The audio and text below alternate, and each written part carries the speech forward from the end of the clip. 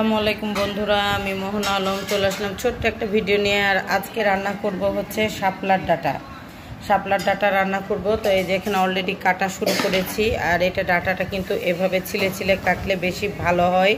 আর এটা রান্না হবে চিংড়ি মাছ দিয়ে। কালকে রান্না করব ভেবেছিলাম, কিন্তু শাপলার ডাটা পাওয়া যায় নাই, তো আজকে রান্না হবে।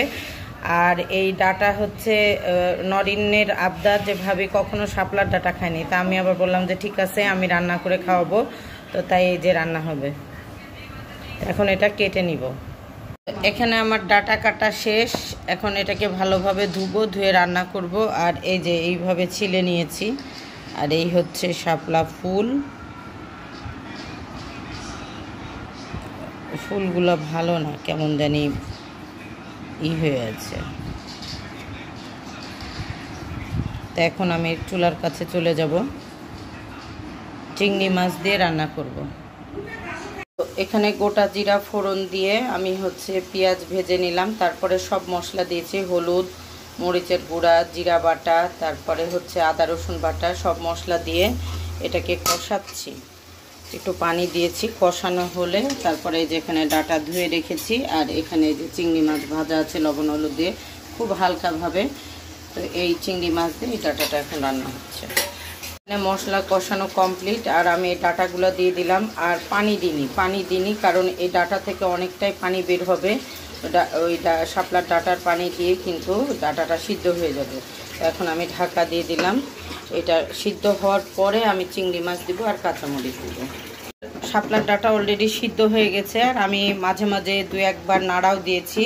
তো এখন যেটা করব, এখন এই যে কাঁচামরিচগুলো দিয়ে দিব আর এই চিংড়িটা দিয়ে দিব। আর চিংড়ি আগে দিলে, চিংড়ি যেহেতু বেশি সিদ্ধ করলে হচ্ছে শক্ত হয়ে যায়, ওই জন্য চিংড়িটা আমি পরে দিলাম। নানি একটু এই কড়াইটা ধরো তো, এই যে এটা দিয়ে একটু ধরো, একটু নাড়া দিয়ে দিই। তো এই যে এখন আমার কিন্তু প্রায় তরকারি হওয়ার মধ্যে, আর একটু ঝোলটা মরবে, আর একটু ভাজা জিরার গুঁড়া দিলেই আমার তরকারি কমপ্লিট। নানি দেখতে কেমন হয়েছে? ভালো হয়েছে। তো এটা আরেকটু ঝোলটা মরবে। আর যেহেতু চিংড়ি দিলাম, তো চিংড়ির যে টেস্টটা এই ঝোলের মধ্যে ঢুকবে। আর মরিচটা একটু সিদ্ধ হবে, মরিচ পুরাটা কেটে দিইনি, জাস্ট মাথাটা একটু ফাটিয়ে দিয়েছি। যে খাওয়ার সে খাবে, যে খাবে না সে ফেলে দিবে। এই যে এখন এটা আমি ঢাকা দিয়ে দিব। আর নামানোর আগে একটু ভাজা জিরার গুঁড়া দিব। ডাল ভাবছি বাবা।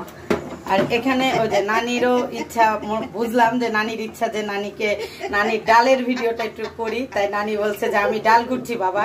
এই যে এখানে নানি মসুরের ডাল, না নানি? হ্যাঁ, মসুরের ডাল। আজকের মেনু কিন্তু দারুণ। আর আজকে আমাদের চট্টগ্রামের লাস্ট দিন। আমরা আজকে হচ্ছে রওনা দিব, বিকাল 3:30টায় আমাদের বাস। আর খেয়ে দিয়ে আমরা 2টার মধ্যে বেরিয়ে যাব। তো এই জন্যই সকাল থেকেই নানি আমাদের জন্য রান্না বান্না অলরেডি শুরু করে দিয়েছে। আর মুরগির মাংস হবে, গরুর মাংস হবে, মানে মুরগির মাংস অলরেডি হয়ে গেছে। আর হচ্ছে হবে, আমি যেহেতু মাছ পছন্দ করি, আমার জন্য বোয়াল মাছ হবে। আর হচ্ছে গরু মাংস হবে, সব রকমই হবে, যে যেটা পছন্দ করে। আর এই যে এটা কিন্তু হচ্ছে এখন এখানে একটু ভাজা জিরার গুঁড়া দিব। জিরার গুঁড়া দিয়ে দিয়েছি, আমার রান্না কমপ্লিট। আর এটা ঝোলটা আর একটু মারলেই হয়ে যাবে। এই হচ্ছে আমার হচ্ছে শাপলার ডাটা দিয়ে চিংড়ি মাছ। এই রেসিপিটা কেমন লাগলো অবশ্যই তোমরা আমাকে জানাবা। আর যদি ভালো লাগে তোমরা ট্রাই করে দেখতে পারো। খেতে কিন্তু অসম্ভব টেস্টি একটা রেসিপি, খুব ভালো লাগে খেতে।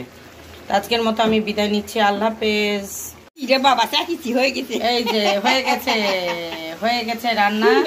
এখন এই যে চুলা হয়ে গেল, একটু ঢাকা দিয়ে রাখো নানি, তাহলে তেলটা ছেড়ে আসবে। এই যে রান্না কমপ্লিট। এখন বিষয় হচ্ছে নরিন কাকি খেয়ে কেমন বলে।